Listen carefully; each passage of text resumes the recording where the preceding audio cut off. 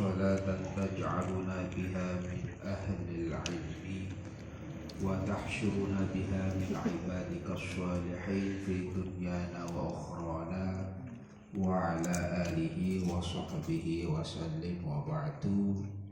Ulama kiram, para kiai, para sesepuh, bini sepuh, bil khusus sedaya pengurus ranting NU Hibah 2, terutama ketua ranting Bapak Ufro dan Munir, kang kula hormati. Yang terhormat Ketua PAC Gerakan Pemuda Ansor, sahabat Humaidi, yang tadi sudah jenengan kenal ya. Tak kenal maka tak sayang ya. Nanti makanya kenal sampai sana ini. Beliau ini calon anggota DPR dari Partai Kebangkitan Bangsa.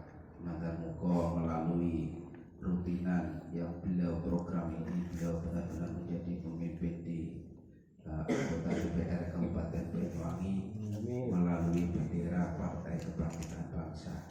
Karena satu-satunya calon ini dari NU Tulen, wah sama mengerti sejarahnya namanya, mulai dari takmir, guru, rasakan buat enak kabeh.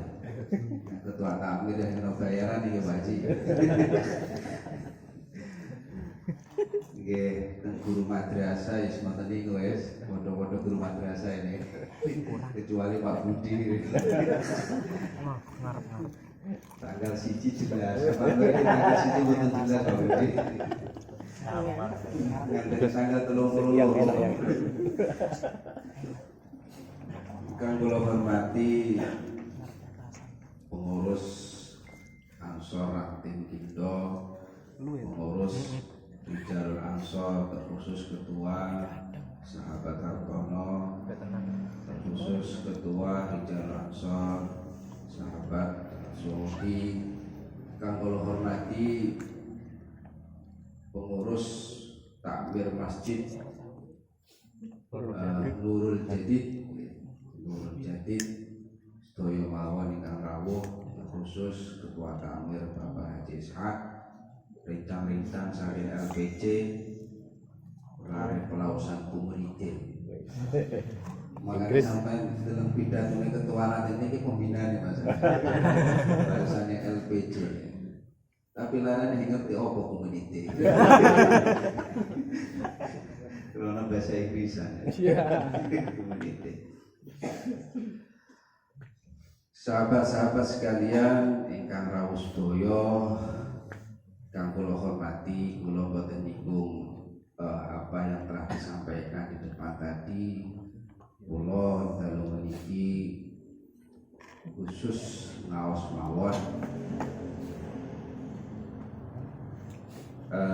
sebagaimana permintaan dari pengurus Ansor dan Rijalul Ansor, gantung Nurul Jadid niku rada disindir kali NU nih Pak. Kalau tangan kali Pak Sumuti, apa setengah NU setengah Muhammadiyah kan?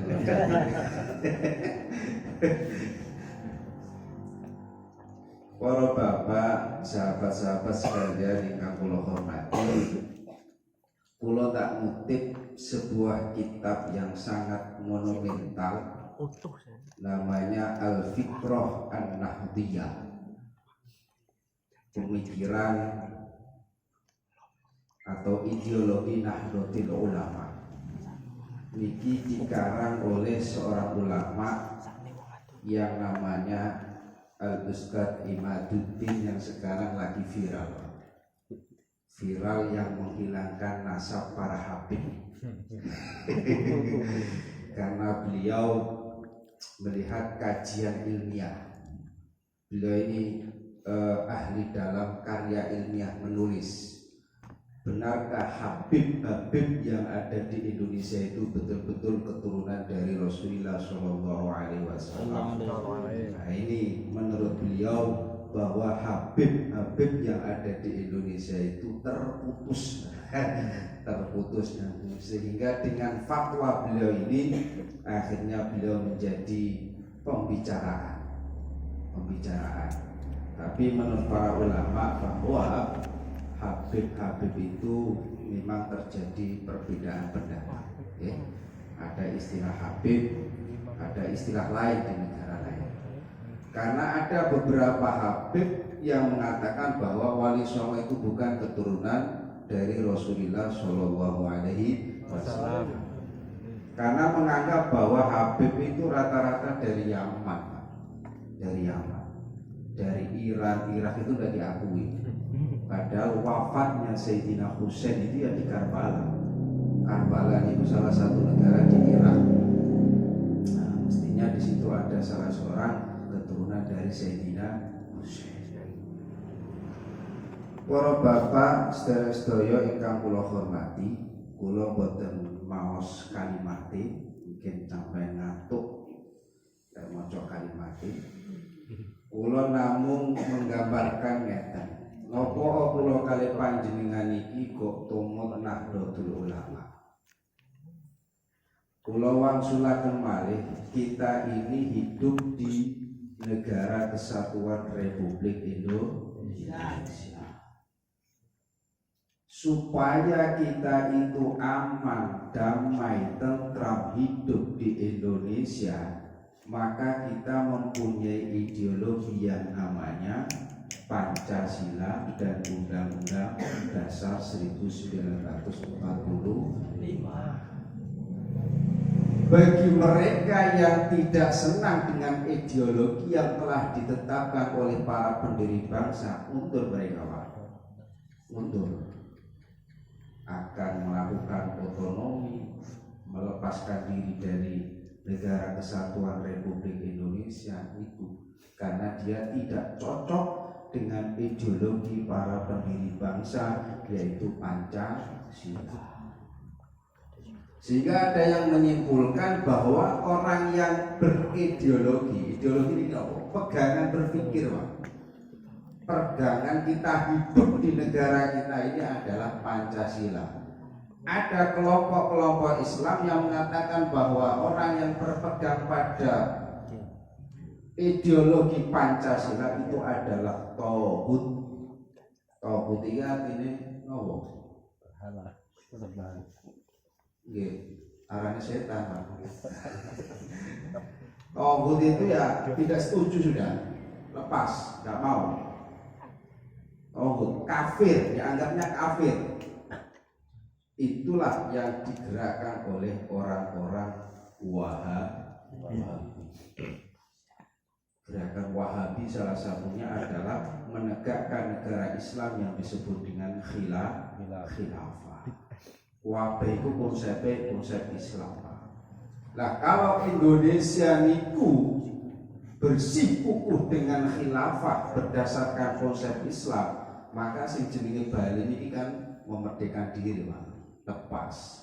Sing jenenge Irian Jaya lepas, Timur lepas, karena di situ muslimnya sedikit. Nah, ini gambaran.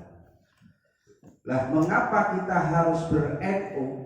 Ketika kita berpedoman untuk beragama, maka kita harus mengikuti para ulama Nahdlatul Ulama. Supados ibadah kula kali panjenengan iki sah, supados ibadah kula kali panjenengan iki leres sesuai konsep yang telah ditetapkan dalam Al-Qur'an dan As-Sunnah, maka kula kali panjenengan iki ngikuti ideologi pola pikir sing rodok bener, bukan sing rodok bener, sing bener. Sing bener. Lah, mengapa kita harus memilih Nahdlatul Ulama? Karena yang diajarkan oleh Nahdlatul Ulama itu adalah konsep Ahlus Sunnah wal Jamaah. Ahlus Sunnah wal Jamaah niku nopo? Ahlus Sunnah niku ahlun niku ya golongan, as-sunnah niku ngikuti sunahe Kanjeng Nabi. Wal Jamaah niku sinten? Para sahabat. Lah konsep yang telah diterapkan oleh Rasulullah dan para sahabat ini diikuti oleh para ulama yang ahli dalam bidangnya, yang menguasai Al-Quran dan As-Sunnah. Oleh karena itu Kiai Hasyim Asy'ari melalui kitabnya Al-Qanunil Asasi, dasar-dasar pemikiran NU, di situ diterapkan bahwa orang NU dalam bermanfaat tauhid itu mengikuti Abu Mansur Al-Maturidi dan Abu Musa Al-Asy'ari. Ini Pak, mengapa harus milih Abu Musa Al-Asy'ari dan Abu Mansur Al-Maturidi? Karena beliau itu pada saat itu pengikutnya banyak. Konsep yang dipegang oleh NU itu adalah as-sawadul a'dham, pendapat yang paling banyak, as-sawadul a'dham. Nah, maka dari itu di sini dikatakan oleh Kiai Imaduddin, faqayyadallahu imamaini jalilaini Abul Hasan Al-Asy'ari wa Aba Mansur Al-Maturidi radhiyallahu anhuma, faqama bi'idahi aqidati ahli sunnah wal jamaah. Sampai yo gak gantung melajari kitab Abu Musa Al-Asy'ari, kitab yo gak ngerti, Abu Mansur gak ngerti. Yes milu mawon teng organisasi Nahdlatul Ulama. Supados dalam konsep tauhid kula kali panjenengan iki bener ngoten lho. Karena ada beberapa aliran Islam itu menurut Rasulullah Shallallahu Alaihi Wasallam bahwa terpecah menjadi 73 golongan. Sing 72 iki ahlun nar, sing setunggal ahlul jannah. Sinten ahlul jannah niku? Yaitu ahlus sunnah wal jamaah. Saniki kula takon, Muhammadiyah niku ahlus sunnah wal jamaah mboten? Ini yang salah konsep. Kula takon saniki, ahlus sunnah wal jamaah mboten Muhammadiyah? Belum boten ngajak Muhammad ya, cuma tangkep mau. Nggih. Boten ngertos. Muhammadiyah niku nggih ahlus sunnah wal jamaah, Pak. Nah, ketika panjenengan berbicara Syiah, Mu'tazilah, Khawarij, ini baru yang dipertanyakan.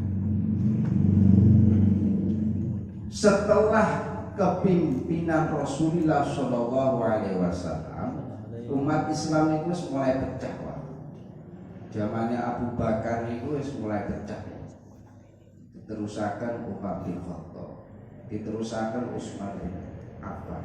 Yang paling parah pada saat zamannya Ali bin Abi Thalib.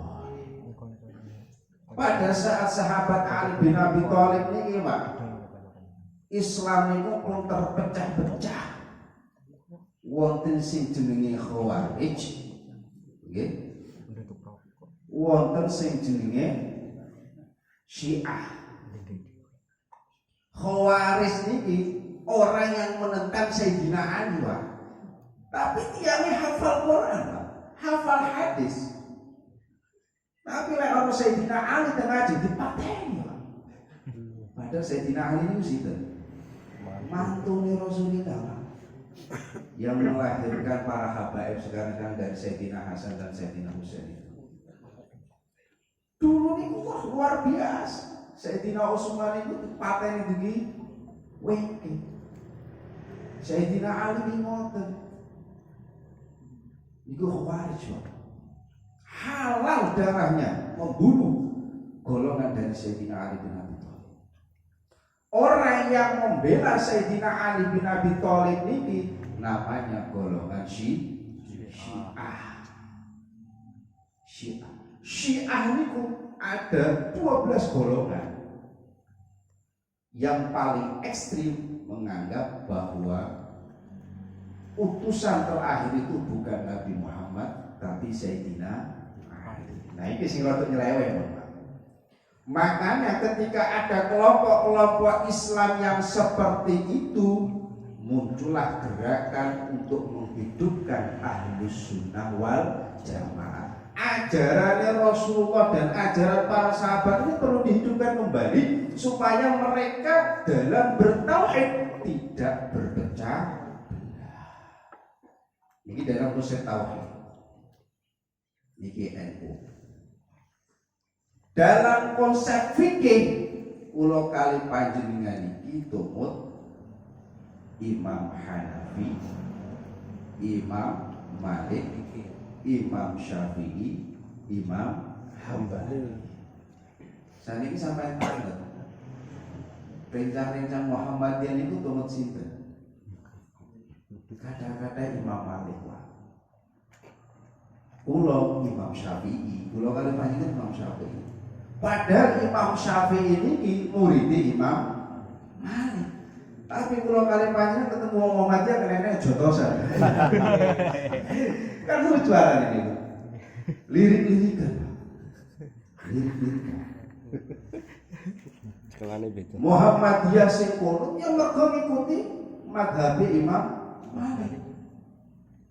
Kita subuh kunutan mergo ngikuti Imam Syafi'i. Tapi lek orang Muhammadiyah sama dengan kono kafir iki kok. Gleni sampai ngomong gitu, Pak. Di dalam kitab Sulamut Taufik sapa wong ngapir napa do muslime, wong kan ngomong kafir itu kafir dhewe kok. Nah, itu satu. Makanya konsep dalam Nahdlatul Ulama itu ada konsep wasatiyah, tengah-tengah. Tidak terlalu berat ke kanan, tidak terlalu berat ke kiri. Muhammadiyah ini didirikan oleh seorang ulama yang bernama Kiai Ahmad Dahlan. NU didirikan oleh seorang ulama yang bernama Kiai Hasyim Asy'ari. Niki satu perguruan, Pak. Di Mekah satu perguruan. Cuma Kiai Dahlan itu rada sepah mboten mawon. Umurnya rata-rata jarak sekitar 6-7 tahun. Bahkan Kiai Hasyim itu pernah belajar kepada Kiai Ahmad Dahlan. Karena datangnya penjajah ke Indonesia, pulau kali panjenengan diadu domba. NU Muhammadiyah sing podo-podo Islami dianggap sebagai organisasi yang saling bermusuhan. Goro-goro beda goro-goro beda tahlil. Nih, kula niku pernah Pak ngadiri niki bedane wong NU nggih, Habib Muhammad.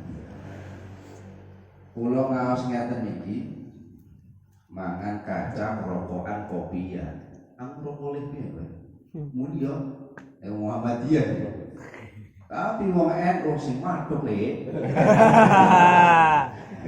sing madhuk kudu ana kopine, kudu ana gedang gorenge. Plus rokoke sejat-sejat. Cocok niku, Mbok. Keranten di dalam NU itu pakai kaidah usul, Pak. Yaitu yang namanya niat. An-niyatu tamyizul ibadah wal adat. Sampai niat tekan ning omah teng mriki adalah niat ngaji. Wis iku urusan pangeran kan nggih. Nggih.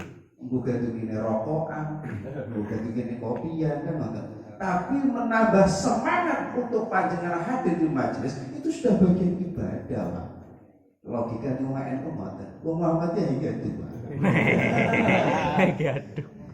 Itu gaduh kan ini. Inilah yang harus kita pahami dalam NU. Ada lagi kejadian. Kulo sering pada saat menguburkan mayit. Kapan wong NU jelas pada saat melubang lahat kuburan itu, ning dhuwure kuburan mesti ana kopi, ketan, sarapan. Wong Muhammadiyah aja pisang-pisang par makanan Pak. Wis ngerti wong duka ana kopi, ana ketan, ana rokok. Kurang ajar wong. Kula niku pernah ngadiri derek ninggal teng Cantuk, derek yang istri. Kemriku wonten wong Muhammadiyah. Jadi kula niki nyago ngantesi mendem niku kula rokok. Jadi rokok kula niki ditambah sampai ini kurang ajar. Napa Pak?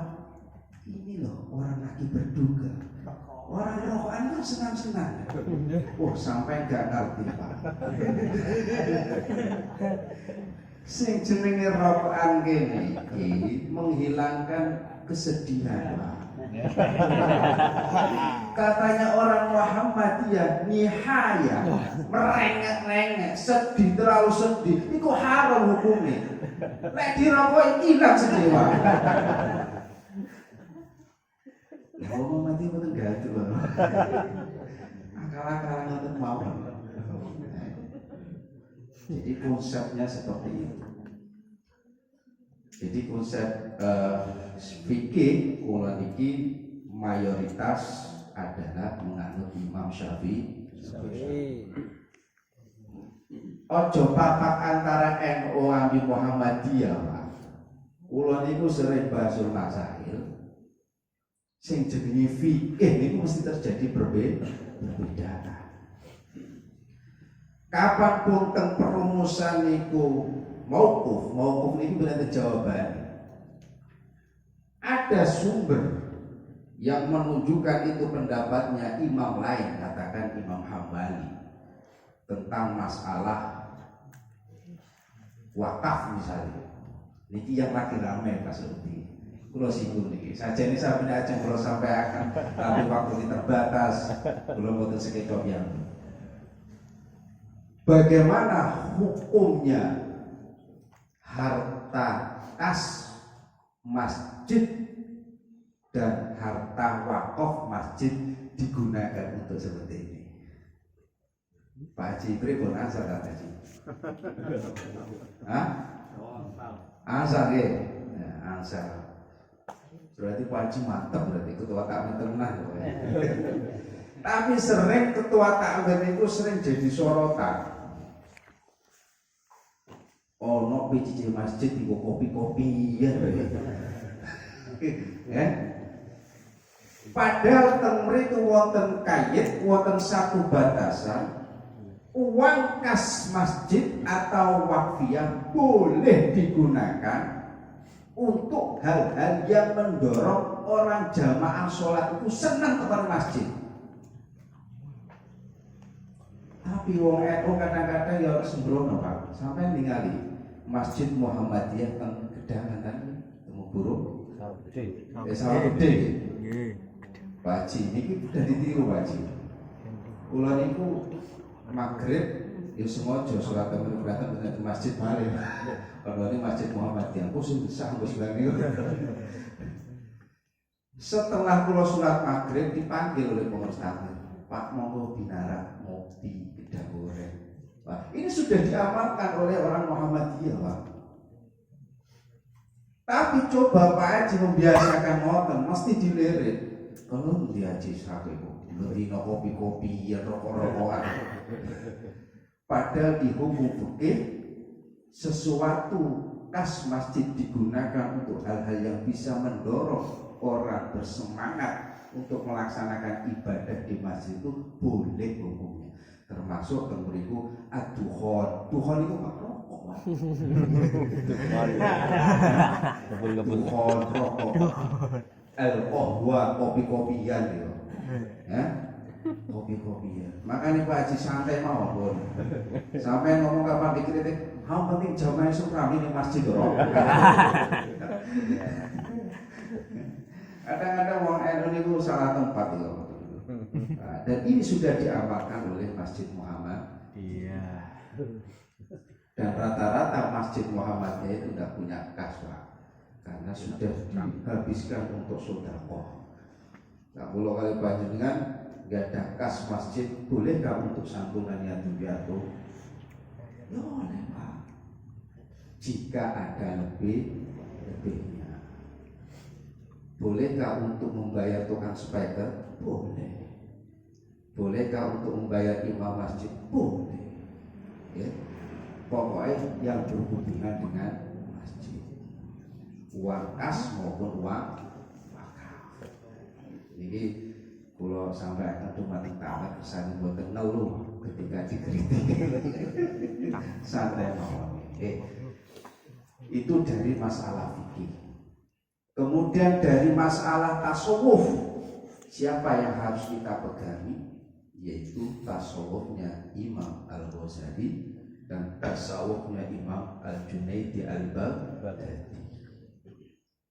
Salah satu thariqahnya, jalurnya kita membiasakan membaca Rotibul Hadar. Itu jalur tasawuf dewa. Makanya kalau kalian panjenengan dengan kegiatan gerakan pemudaan Sultan Rijalul Ansor ini sudah melaksanakan konsep Ahlus Sunnah wal Jamaah siji ono dikiri melalui Rotibul Hadar. Nomor loro ono selawatan.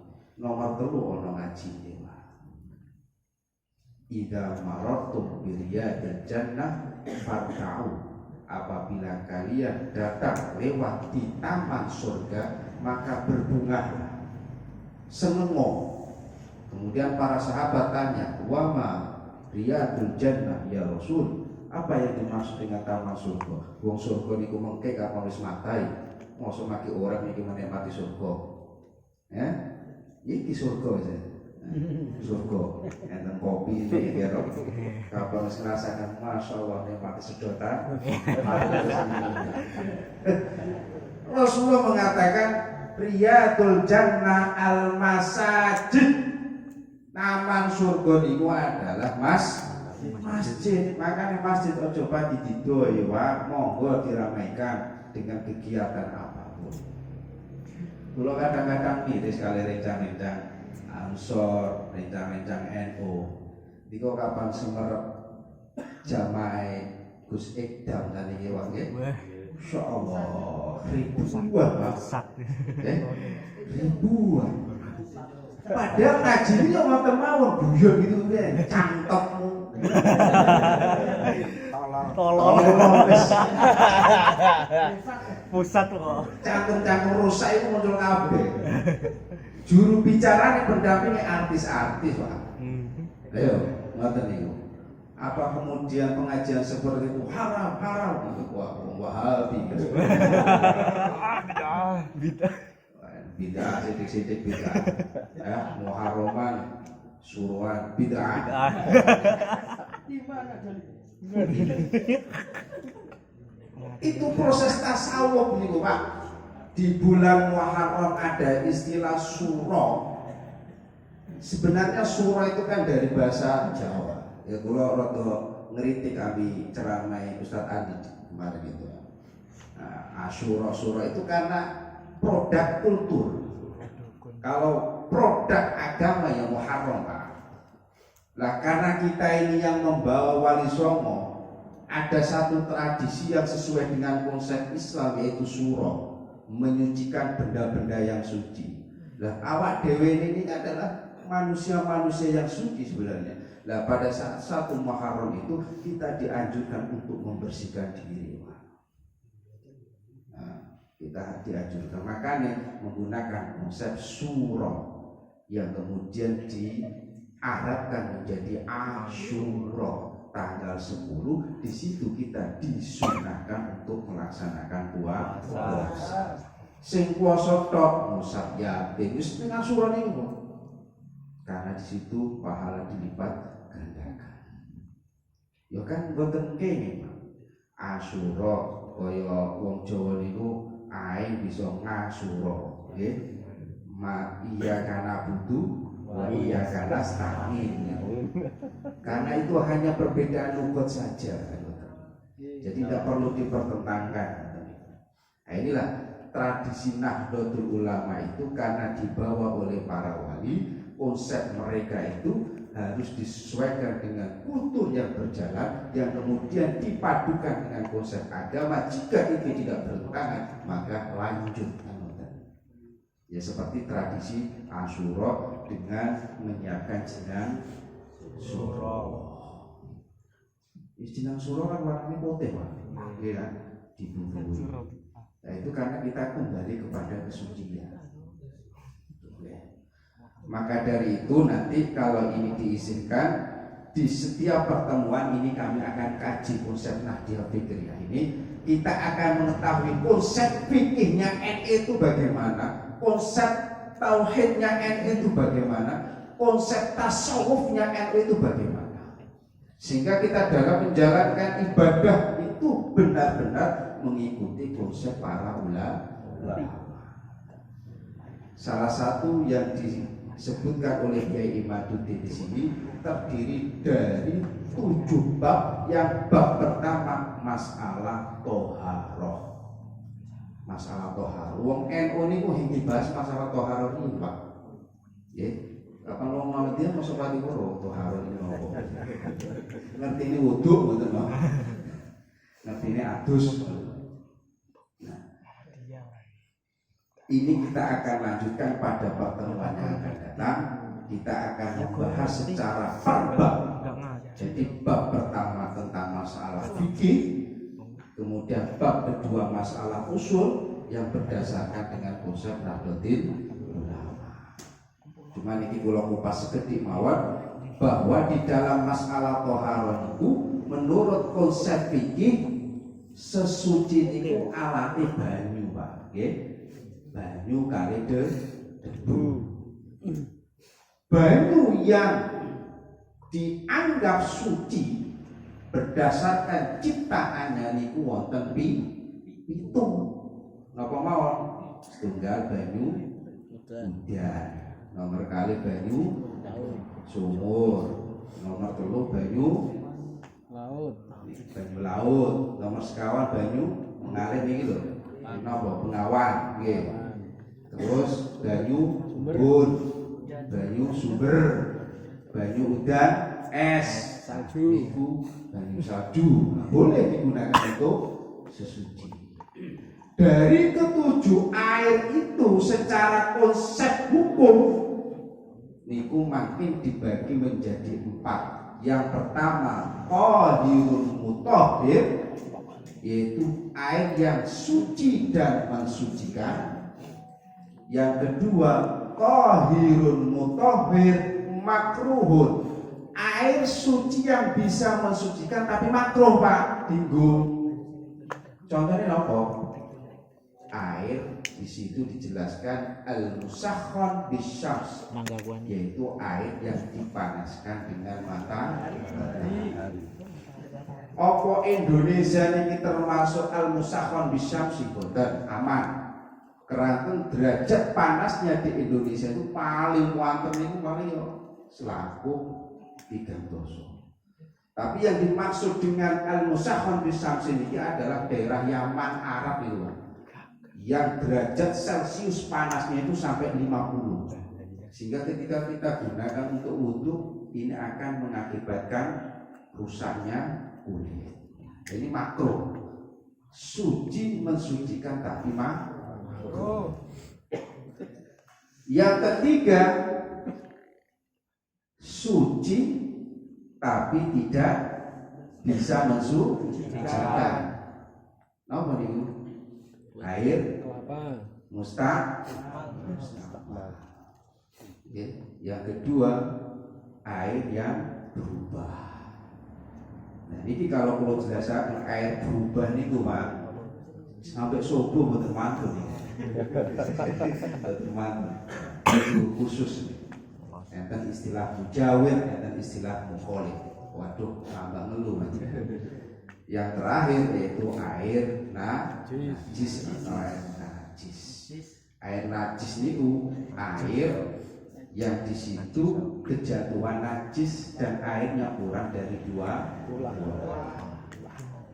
Air 2 kulang itu ukurannya panjang 60 cm, dalam 60 cm, dalam segi empatnya 60 cm lah.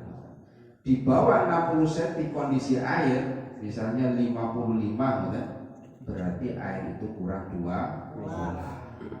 Kalau air kurang 2 kulang itu tidak boleh langsung dipakai cauk, pakai tangan tidak boleh, karena itu statusnya mustamal, harus dijeduk.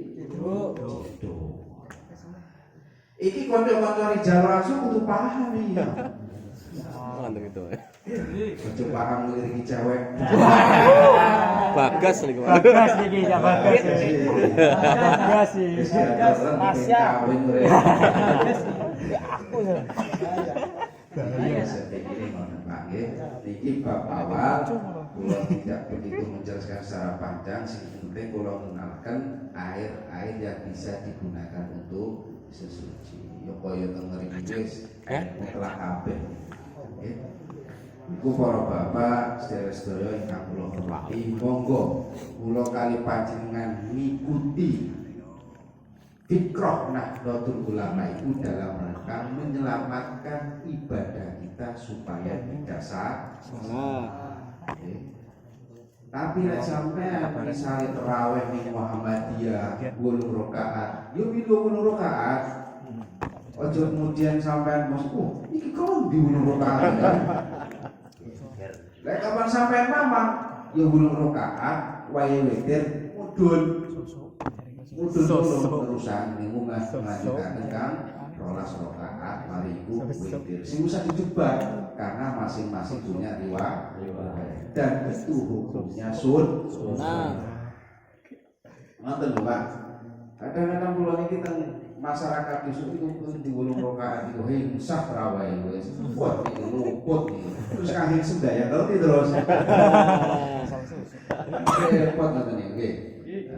Karena kita harus betul-betul memahami konsep tauhidnya, konsep fikihnya, konsep tasawufnya. Karena di dalam Islam itu pertama kali yang diajarkan oleh malaikat kepada Rasulullah itu namun 3 Pak. Yang ditanyakan oleh malaikat Jibril kepada Nabi Muhammad untuk membekali umat ini supaya selamat, berpegang teguh pada 3 hal. Yang pertama mahuwal iman, yang kedua mahuwal Islam, dan yang ketiga mahuwal ihsan. Iman itu adalah konsep tauhid yang diajarkan oleh Rasulullah. Islam itu adalah konsep fikih yang diajarkan oleh Rasulullah. Ihsan itu adalah konsep tasawuf yang diajarkan oleh Rasulullah yang kemudian diikuti oleh para sahabat. Oke, dan kok kajian singkat aswaja menika memberikan manfaat kula kali panjenengan sedaya, kula kali panjenengan iki termasuk yang ingkang selamat fiddin wa dunya. Amin. Wassalamualaikum warahmatullahi wabarakatuh. Waalaikumsalam. Alhamdulillah, demikian tadi kajian kitab. Mudah-mudahan bisa kita ambil hikmah, kita ambil